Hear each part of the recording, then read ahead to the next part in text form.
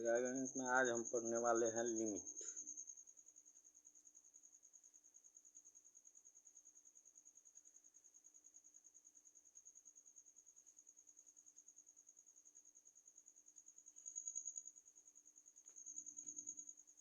Limit का मतलब होता है कि एक्स टेंस से पहले हम लोग जानेंगे एक्स टेंस ए का अर्थ।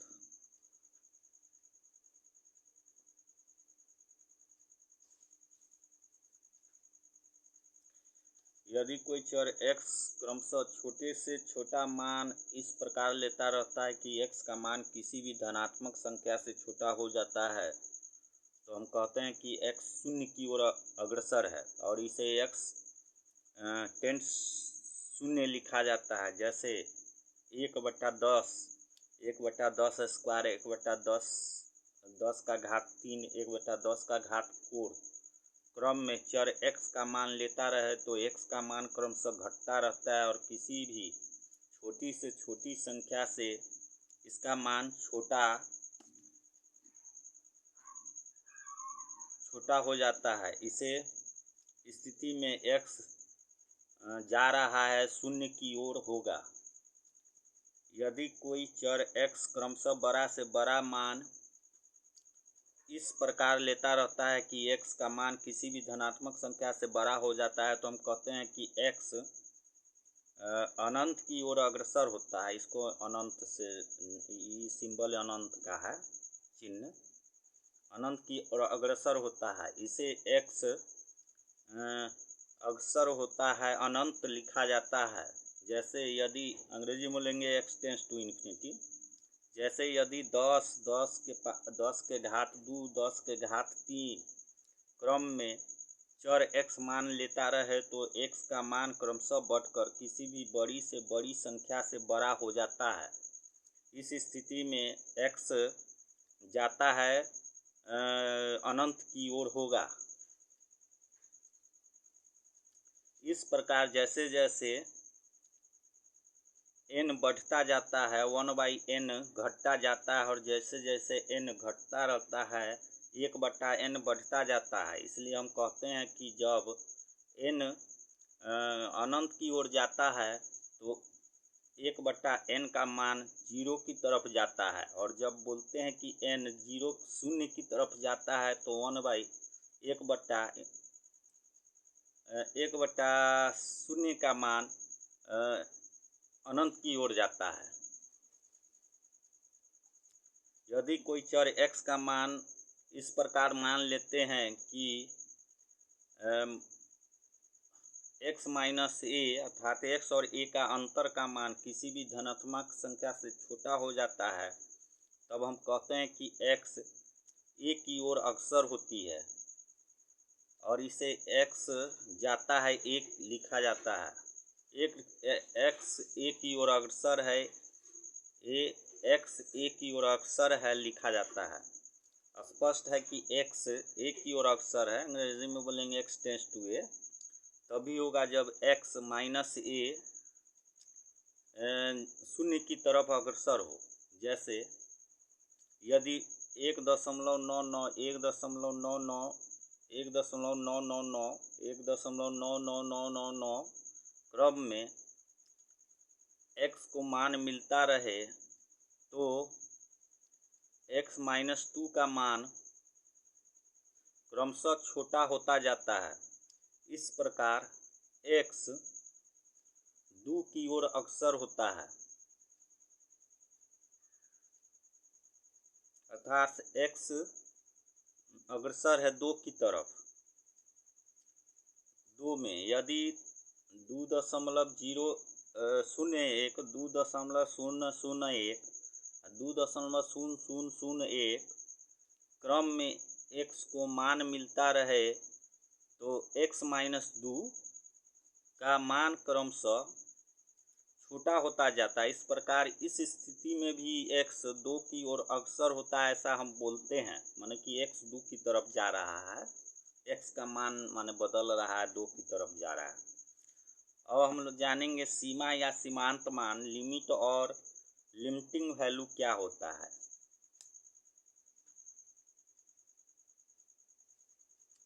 यदि y f(x) एक फलन है चर x के किसी मान के लिए y को एक मान मिलना चाहिए, लेकिन कभी कभी फलन इस प्रकार का होता है कि x के किसी विशेष मान के लिए फलन का मान वैल्यू ऑफ द फंक्शन निकालना असंभव हो जाता है।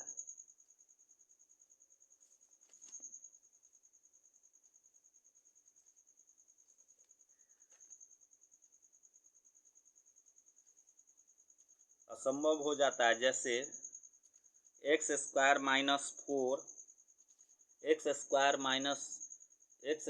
घटाव 4 बट्टा x घटाव 2 एक फलन है जिसका मान x बराबर है 2 के लिए 4 - 4 बट्टा 2 - 2 0/0 0/0 है, जो एक अनिर्धारित राशि है, माने इनडिटर्मिनेट है। और भी अनेक प्रकार की अनिर्धारित स्थितियां आ सकती हैं। इस प्रकार की स्थिति में हम लोग फलन के मान के बदले फलन के सीमांत मान की गणना करते हैं। फलन y बराबर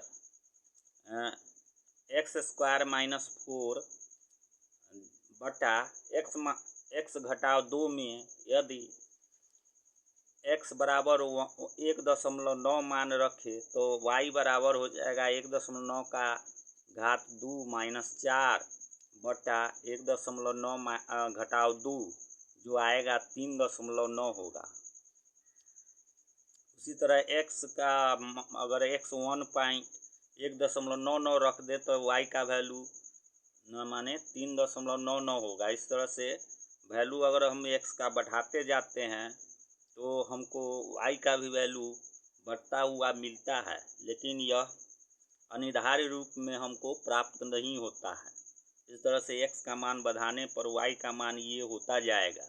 इससे हम यह पाते हैं कि x का मान 2 से कुछ कम लेकर यदि धीरे धीरे 2 की ओर तरफ बढ़ता चला जाए ताकि x के मान और 2 में अंतर क्रमशः किसी भी छोटी से छोटी संख्या से छोटा हो जाए तो y का मान भी धीरे धीरे 4 की तरफ बढ़ता जाता है। y के मान और 4 में अंतर क्रमशः किसी भी छोटी से छोटी संख्या से छोटा हो जाता है।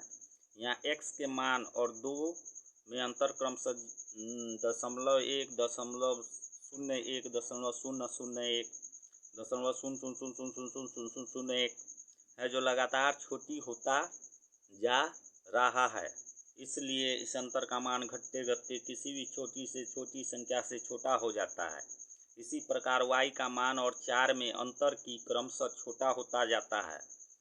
2 यदि x बराबर 2.000000111 मान दिया जाए तो y 4.0001 इस तरह से मान बढ़ते जाएगा। इस तरह x 2.0000011 मान दिया जाए तो y का मान 4.00000011 होगा। तो हम लोग देखते हैं, इससे यह पता चलता है कि x का मान 2 से कुछ अधिक लेकर अगर धीरे धीरे कम करते हुए 2 की तरफ अग्रसर हुआ जाए तो y का मान भी क्रमशः 4 की तरफ अग्रसर होता है।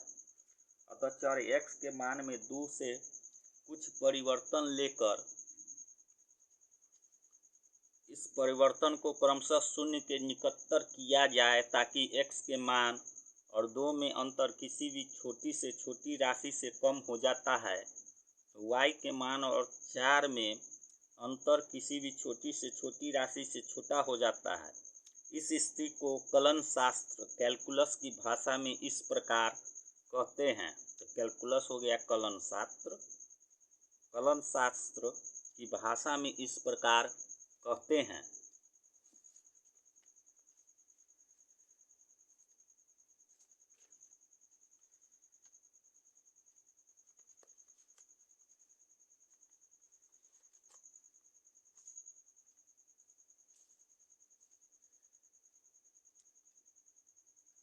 यदि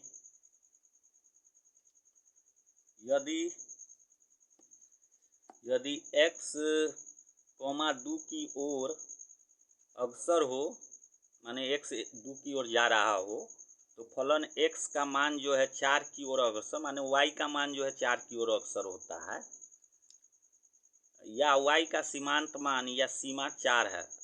जब x बराबर 2 सांकेतिक भाषा में लिखा जाता है, y अग्रसर है 4 जब x अग्रसर है 2, या और भी संक्षेप में इसको इस प्रकार से लिमिट y बराबर 4 जब x 2 की ओर अग्रसर है, या limit x tends to 2 y equals to 4, अंग्रेजी में इसे पढ़ेंगे।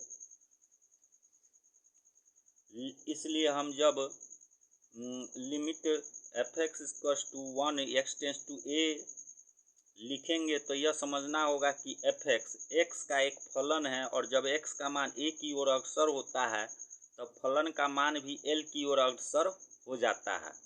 अतः हम सीमा की परिभाषा डिफिनीशन ऑफ लिमिट निम्नलिखित रूप में कर सकते हैं। x बराबर a पर फलन x की सीमा l होगी यदि f(x) के मान और l में अंतर शून्य की तरफ अग्रसर हो, अर्थात किसी भी छोटी से छोटी संख्या से छोटा हो।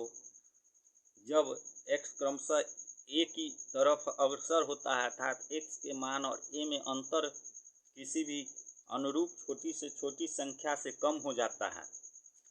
उदाहरण, अब हम लोग देखते हैं उदाहरण गुणोत्तर श्रेणी, ज्योमेट्रिक सीरीज जिसको बोलते हैं। इस प्रकार का सीरीज होता है 1 प्लस 1/2 प्लस 1/2 का घात 2 प्लस 1/2 का घात 3 लिया जाए।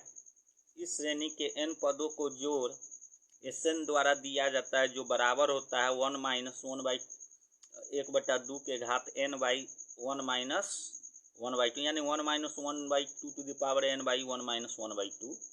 और इसका वैल्यू जो आता है वो आता है 2 into under bracket 1 minus 1/2 to the power n और 2 into 1 minus 2 to the power minus n।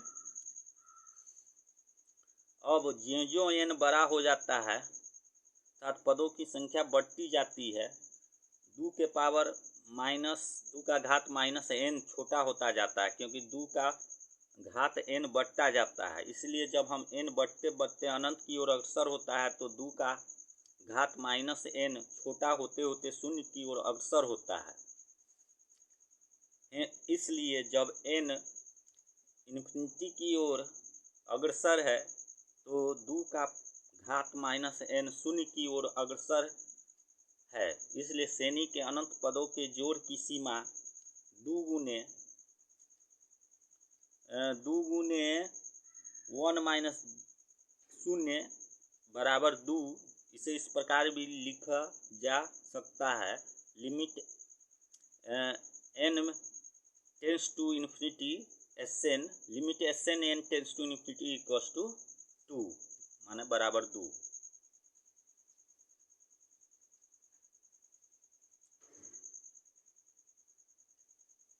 तो इतना रहने देते हैं। अब हम अगला क्लास में बताएंगे सीमा का व्यावहारिक उदाहरण, प्रैक्टिकल इलस्ट्रेशन ऑफ लिमिट।